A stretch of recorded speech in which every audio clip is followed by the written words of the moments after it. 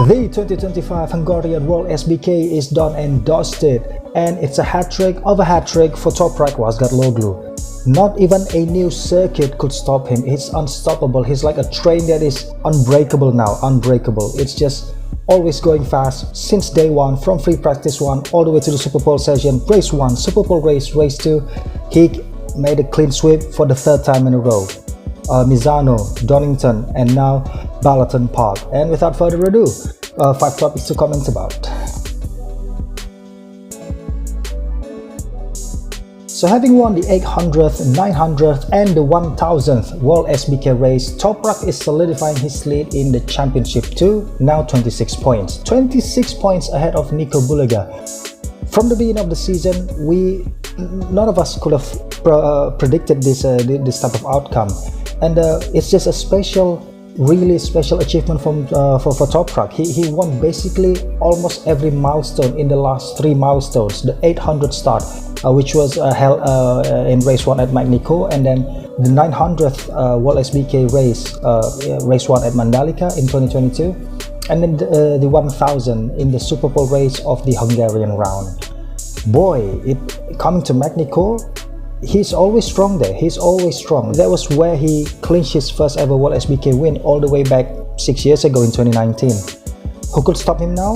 But we can't really forget for the fact that it was at Magny-Cours last year that he sustained a really heavy injury, a really serious and risky injury, almost threatening his title hope last season.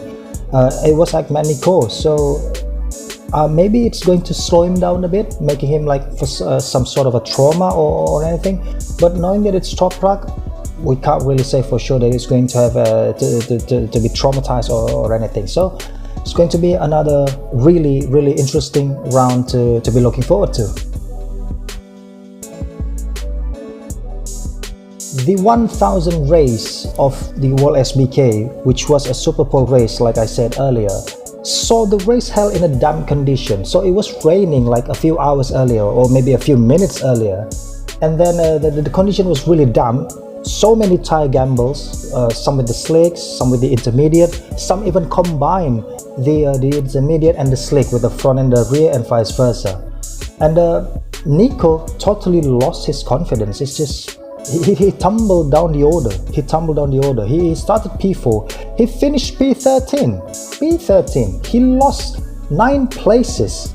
I think it is more than 9 places, knowing that some of the front runners crashed. But at the very least, he is still able to manage double P2 in the main races. P2 in race 1, P2 in race 2. Salvaging double P2 on a really bad weekend, on a really bad day like this, it's a damage limitation initially. But this is exactly the first crack that we saw from Nico Bulega. It's as if he's lost his mojo. His mentality is going to break down like anytime soon. He can't really find any pace whatsoever. It's not that Nico is the type who rides badly in wet races. No, that's not the case. I think he's one of the better riders in wet races. But in those damp conditions, in the Super Pole race, in the 1000 WorldSBK race, he's just nowhere. He was just nowhere, absolutely nowhere. This is the first crack.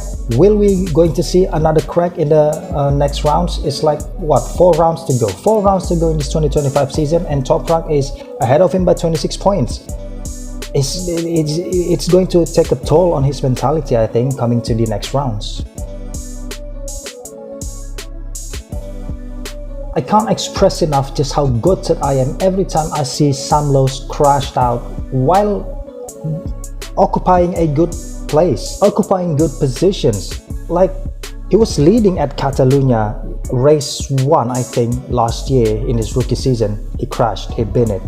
He was P2 in race 2 at Donington a few weeks ago. He crashed without any major warning whatsoever. It's not like he was like overriding it. It's just a silly, stupid crash. He also I've lost count, okay. And he did it again in race 1. He was running in a strong P2. He was the only Ducati. Picture this season so far, it's been always Nico Bulega as the closest Ducati to Toprak Razgatlioglu. This weekend, however, rather than Nico, it is Sam Lowe's. It is Sam. He absolutely was quick in the qualifying, P2 on the grid, P2. And then he managed a double podium on the Sunday, including a first main race podium. But in race 1 on Saturday, he binned it while running in P2. I was so gutted. I was like, I'm just so speechless whenever I see he bin it while running in the podium places. And it's not something new. It's not something new. He's been doing this exact trend since his Moto2 days. So it's just so, exhausting to see him always doing this. But nonetheless, it is his strongest weekend so far. In the classic Yamaha fashion, yet again, I think I've said this phrase like in the previous commentary video, successfully putting the R1 P3 on the grid.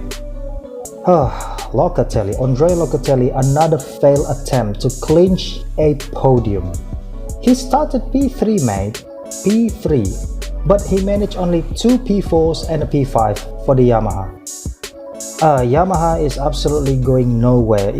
Even with the concession chassis they obtained in the season, he was absolutely swallowed on the straight. No power whatsoever on that engine. And don't get me started talking about Johnny Ray.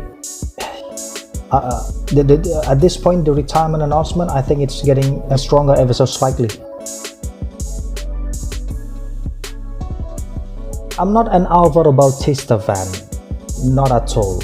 But I root for every Ducati rider. I'm a Ducati fan, so I support every Ducati rider. But we do know pretty much that Alvaro has this magic, or he had this magic, because he might have lost it.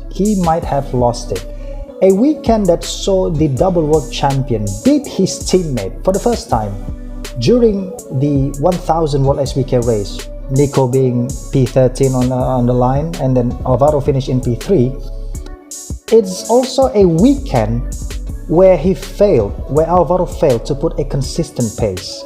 He was P3 in race 1, right behind Nico, and I don't think, had Sam not crashed out, I don't think that Alvaro would catch up to Sam, let alone Nico. This roller coaster of a weekend, it is closed with a high-speed crash in race 2. Thankfully, no serious injury from Alvaro. He was absolutely fine. He is totally fine. But it's just, come on, man. He was P7. The Super Pole session saw him only starting P7 on the grid. He's completely lost his magic. No wonder like Ducati Aruba was like, we can't really employ you anymore despite you brought us 2 titles. You brought the title back to Ducati, to Bologna in the WorldSBK after like the last time in 2011. Now that he's performing like this, Alvaro, I don't think it's that disrespectful from Ducati's side. I think Ducati pretty much understand what they are doing here pretty much. So yeah, I think same as Johnny, Alvaro should really start thinking about retirement. I don't think Alvaro is going to do well. I mean, no. If on board a Ducati he's performing like this, think about what he's going to look like on board a Honda. I don't think that's going to be a good idea if any manufacturer now is aiming for Alvaro. He's ruining his own legacy if he continues beyond this season, like Johnny did, essentially ruining his own legacy. He was like a complete amateur now, a complete amateur of a rider. But yeah, I think that's it that I can cover for today. That's all that I can comment about. Balton Park, I don't think the circuit really worked out. It's a combination of Most and Portimao in a sense. Maybe a bit of a Cremona.